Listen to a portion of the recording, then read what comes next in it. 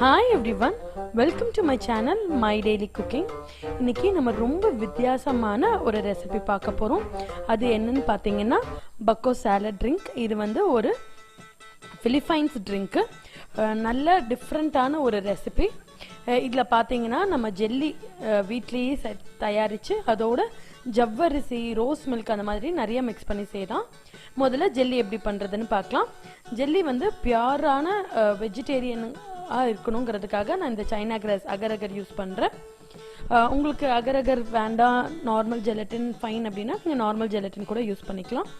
So கொஞ்சமாக அகரை வந்து இந்த மாதிரி பொடிச்சுக்கிறேன். மிக்ஸி ஜாரில் போட்டுட்டு அதுக்கப்புறம் ஒரு பவுலில் 2 டேபிள் ஸ்பூன் தண்ணி சேர்த்திக்கிறேன். அதோட நம்ம பொடிச்சு வச்சிருக்க அகரை வந்து 2 டேபிள் ஸ்பூன் அளந்து எடுத்து அதோடு சேர்த்து கலந்துக்கிறேன். ஸோ இப்படி பண்ணுறதுனால நம்ம குக் பண்ணுறப்போ அகர் வந்து சீக்கிரமாக வந்து வேகும்.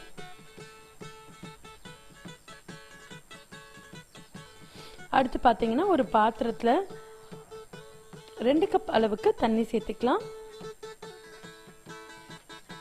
அதோட 1 கப் அளவுக்கு சர்க்கரை சேர்த்துக்கலாம்.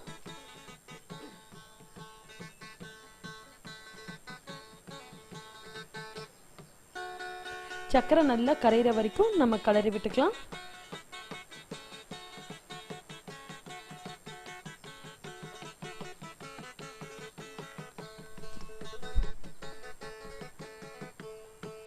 சர்க்கரை நல்லா கரைஞ்ச உடனே நம்ம ஆல்ரெடி ரெடி பண்ணி வச்சிருக்க அகர் மிக்சரை இதோட கலந்துக்கலாம். அகர் மிக்சரை சேர்த்துட்டு நல்லா கைவிடாமல் 10லேருந்து 15 நிமிஷம் வரைக்கும் நம்ம கலர வேண்டியதாக இருக்கும். நம்ம கலரவே வந்து அந்த தண்ணி வந்து திக்காக மாறும். ரொம்பவும் நம்ம வேக வைக்கக்கூடாது. ஒரு 10 நிமிஷம் கழித்து அந்த தண்ணி நல்லா திக்காக, தண்ணி கன்சிஸ்டன்சியை விட கொஞ்சம் திக்காக மாறிச்சுன்னா நம்ம அடுப்பை ஆஃப் பண்ணிவிட்டு அது ஆட்டோமேட்டிக்காக திக்காக ஆரம்பிச்சிடும். ஸோ ஓரளவுக்கு திக்காக உடனே நம்ம வந்து அடுப்பை அணைச்சி ஜெல்லி செய்ய ஆரம்பிச்சிடலாம்.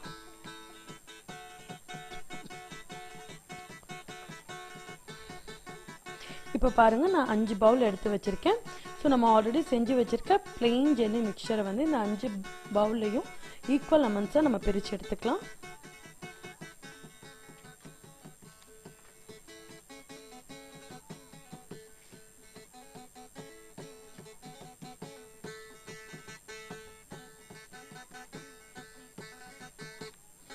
இதோட நமக்கு பிடிச்ச ஃப்ளேவர், அதாவது எசன்ஸ், இதில் வந்து நான் வந்து ஆரஞ்சு எசன்ஸையும், ஆரஞ்சு எசன்ஸ்க்கு ஈக்குவலாக அந்த ஆரஞ்சு கலர் கொடுக்கறதுக்காக ஆரஞ்சு ஃபுட் கலர்லேயும் ஆட் பண்ணுறேன். இந்த மாதிரி மிக்ஸ் பண்ணிக்கலாம். உங்களுக்கு எவ்வளோ கலர் வேணும் இல்லை எவ்வளோ எசன்ஸ் வேணுங்கிறது வந்து நீங்களே டிசைட் பண்ணிக்கலாம். இதே மாதிரி மீதி இருக்கிற 4 கப்லேயும் வேறு வேறு எசன்ஸ்லேயும் வேறு வேறு கலர்லேயும் நம்ம வந்து ஜெல்லி ரெடி பண்ணிக்கலாம்.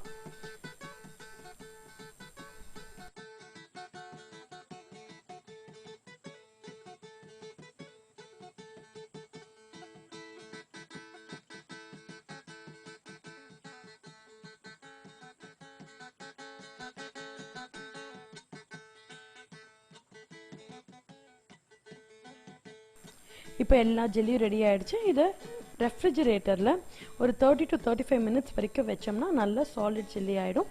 அதுக்கப்புறம் நம்ம இது கடைசியாக சேர்த்திக்கலாம். அடுத்து ஜவ்வரிசியை ரெடி பண்ணி வச்சுக்கலாம். ஜவ்வரிசி பார்த்திங்கன்னா பிலிப்பைன்ஸில் வந்து முக்கியமான ஒரு பொருளான டாப்பியோக்காவில் இருந்து செய்யப்படுறது.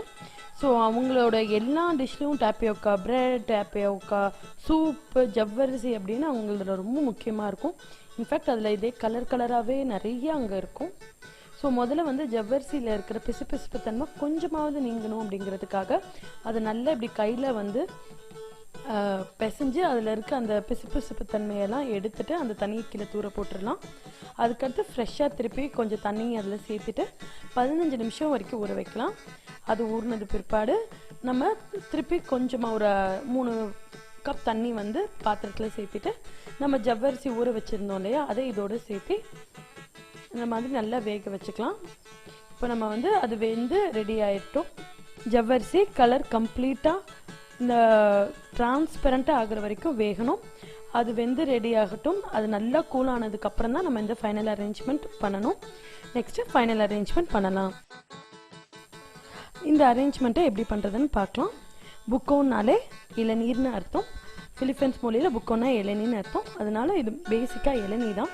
ஸோ முதல்ல இந்த இளநீயோட வழுக்க ஆட் பண்ணிக்கலாம். அது கூட 2 கப் அளவுக்கு இளநீரை ஆட் பண்ணிக்கலாம். அதோட 1 கப் அளவுக்கு பால் சேர்த்திக்கலாம். பால் சேர்த்தின உடனே ஒரு அரை டின் அளவுக்கு கண்டென்ஸ் மில்க் சேர்த்திக்கலாம். கண்டென்ஸ் மில்க் வந்து உங்களோட ஸ்வீட்னஸ்க்கு பொறுத்து நீங்கள் கூட்டவோ குறைக்கவோ செய்யலாம். இது நல்லா கலந்து விட்டுக்கலாம். இந்த ஹோல் டிஷ்ஷுக்கு வந்து ஸ்வீட்னஸ் வந்து கண்டென்ஸ் மில்க்லேருந்து தான் உங்களுக்கு வரும். இப்போ நம்ம செஞ்சு வச்சுருக்க ஜெல்லியை இதில் ஆட் பண்ணிக்கலாம். அதோடையே நம்ம வேக வச்சு வச்சுருக்க ஜவ்வரிசியும் இதில் ஆட் பண்ணி நல்லா கலந்துக்கலாம். இதோட ஒரு வாழைப்பழத்தை இந்த மாதிரி ஸ்லைஸாக கட் பண்ணியிருக்கேன், அதையும் ஆட் பண்ணிக்கலாம். இதோட ஒரு 2லேருந்து 3 ட்ராப் அளவுக்கு ரோஸ் மில்க் எசன்ஸ் ஆட் பண்ணிக்கலாம். ஒரு ரோஸ் ஃப்ளேவரோடு இருக்கிறது தான் புக்குங்கிறது. ஸோ நீங்கள் சாப்பிட்றப்ப பார்த்தீங்கன்னா வந்து அந்த ஃப்ரூட் சாலடோட டேஸ்ட்டு, சாகோவோட டேஸ்ட்டு, கோகோனட்டோட டேஸ்ட்டு, அது மட்டும் இல்லாமல் இந்த ரோஸ் மில்கோட டேஸ்ட்டோட அட்டகாசமாக இருக்கும். ஃபலூடா மாதிரி பார்க்க இருக்கும், பட் கண்டிப்பாக டேஸ்ட் வந்து நிறைய டிஃப்ரென்ஸ் இருக்கும். கண்டிப்பாக நீங்கள் வீட்டில் ட்ரை பண்ணுங்கள். ரொம்ப ஈஸியான ரெசிபி. செஞ்சு பார்த்துட்டு எப்படி இருக்குன்னு கீழே காமெண்ட் பாக்ஸில் எனக்கு சொல்லுங்கள். என்னோட சேனலுக்கு நீங்கள் புதுசாக இருக்கீங்க, என்னோட சேனலோட கண்டென்ட் உங்களுக்கு பிடிச்சிருக்குன்னா என்னோட சேனலுக்கு சப்ஸ்கிரைப் பண்ணுங்கள். மறக்காமல் பக்கத்தில் இருக்க நோட்டிஃபிகேஷன் பெல் பட்டனையும் கிளிக் பண்ணுங்கள்.